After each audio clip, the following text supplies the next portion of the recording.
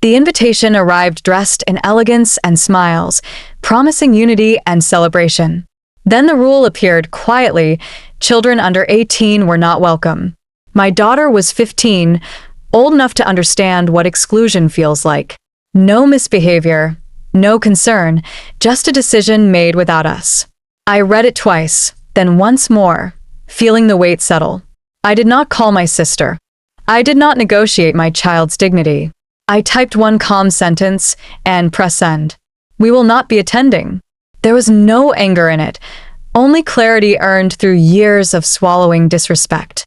Silence followed, heavy and deliberate. I understood then that some doors close best when you close them yourself. She did not cry when I told her. She nodded slowly, folded her hands, and said she understood. That response cut deeper than tears. At 15, she had already learned how to hide disappointment to protect adults. Her shoulders stiffened, her smile practiced, her eyes careful. I watched my child become older in seconds. Later that evening, she cleaned her room without being asked. She helped with dinner. She avoided the topic completely. That silence told me everything. She learned that love sometimes arrives with conditions. She learned that fairness is not guaranteed, even inside family. I learned something too. Protecting your child does not always mean staying. Sometimes it means choosing absence so they never feel small again. The wedding day arrived loud and beautiful without us. Photos appeared everywhere. Dresses glowing, glasses raised, laughter frozen in perfect frames. People commented with hearts and praise, then asked where we were. I kept scrolling. I said nothing. My phone stayed face down on the table. That day, my house was quiet. My daughter and I cooked together, ate slowly, talked about school. Outside, celebration moved on without noticing our absence. Inside, peace replaced obligation.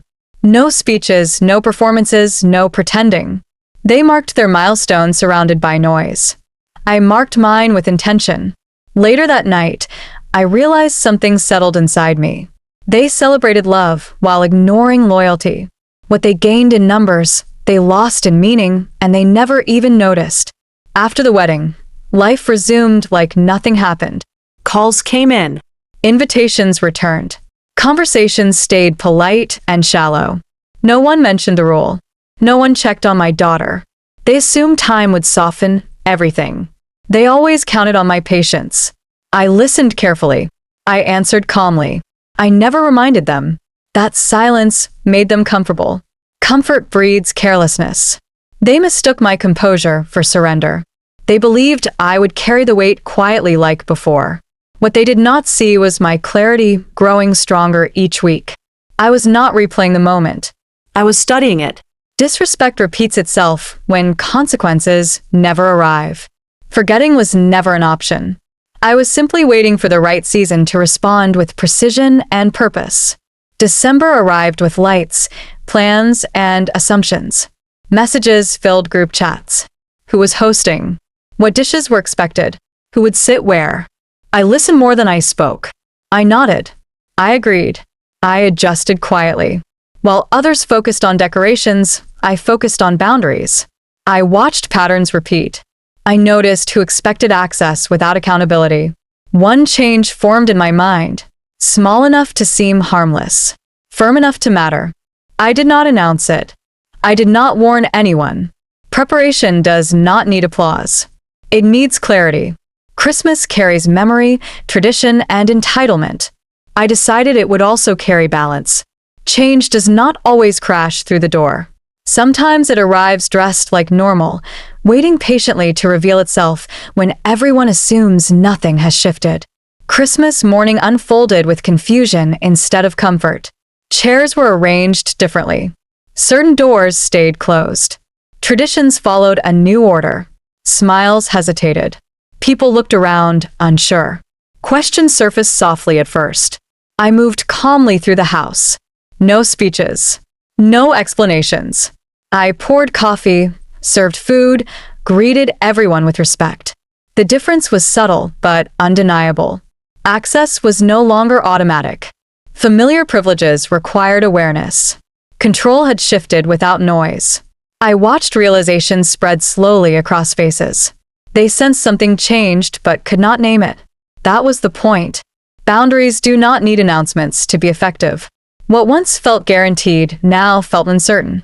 In that moment, I understood my power clearly.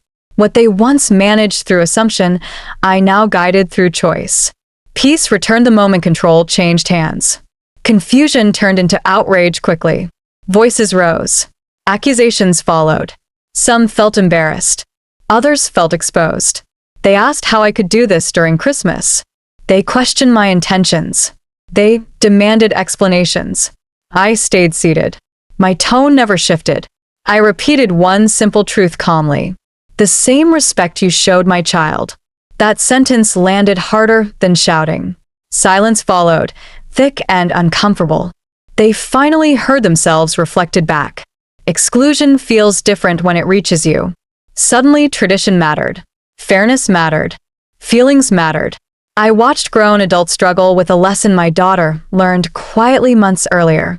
No satisfaction filled me. Only confirmation. Consequences do not always come dressed as punishment. Sometimes they arrive as understanding too late. In that room, they finally felt the weight they handed a child without hesitation. That night, my daughter hugged me longer than usual. She did not ask questions. She did not need explanations. She felt protected, not indulged, not defended loudly, but valued. She saw what self-respect looks like in action. She learned that love does not beg for entry. She learned that silence can hold strength. She learned that boundaries are not punishment. They are protection. Watching her sleep peacefully, I understood the cost was worth it.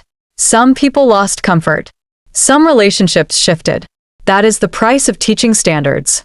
My daughter did not gain a wedding invitation. She gained a model for how to stand firm without cruelty. Years from now, she may forget the wedding. She will never forget knowing her worth was non-negotiable.